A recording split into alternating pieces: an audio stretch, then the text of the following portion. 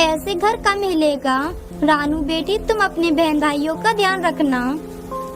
ये कहकर वो दोनों पति पत्नी घर के बाहर आ जाते हैं और बाहर से अपने घर को पकड़ लेते हैं। लेकिन बारिश तो लगातार तेज हो रही थी और साथ ही हवाएं भी चल रही थी। तभी अचानक से एक पेड़ उन दोनों के ऊपर गिर जाता है, जिस कारण उन दोनों की मौत हो जाती है और फिर अगली सुबह बारिश भी रुक जाती है। माँ पिताजी, आपको ये क्या हो गया? माँ पिताजी आप उठो ना। अब हमारा ध्यान कौन रखेगा और हमारे छोटे भाई बहनों का ध्यान कौन रखेगा? माँ पिताजी आप उठ जाओ ना, आप हमें छोड़कर ऐसे नहीं जा सकते हो।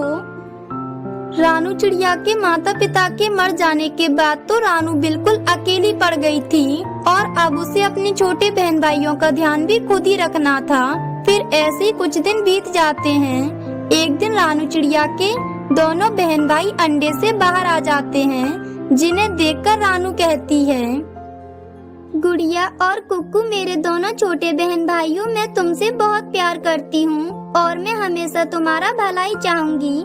देखो ये हमारा घर बहुत कमजोर है और ये कभी भी टूट सकता है। इसमें बहुत सारी दरारें भी आ गई हैं, तो इसलिए हमें समय रहते अपने लिए नया घर ढूंढ लेना चाहिए ताकि जिसमें हम सुरक्षित रह सकें। हाँ रानू दीदी, आप एक ये सब हो।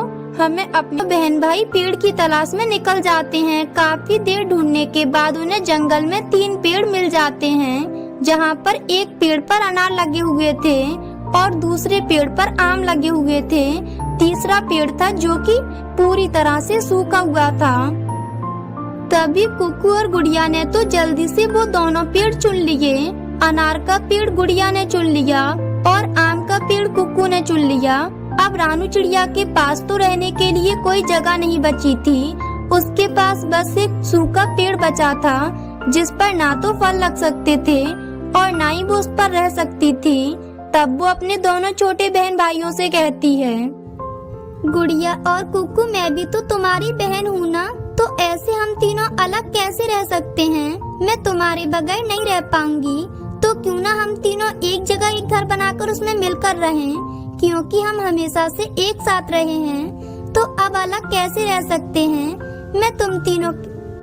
वाह दीदी, मुझे पता है कि तुम हमें बहलाने वाली बातें कर रही हो, क्योंकि तुम्हें रहने के लिए कोई पेड़ नहीं मिला है और हम दोनों को तो पेड़ मिल गया है। लेकिन दीदी, अब हम और तुम्हारे साथ नहीं रह सकते, क्योंकि मैं तुम्हें काफी दिनों से बर्दाश्त कर रहा हूँ, अब और नहीं कर सकता। तो आप कहीं अपना दूसरा पेड़ देख लो और उस पर घर बनाकर रह लो।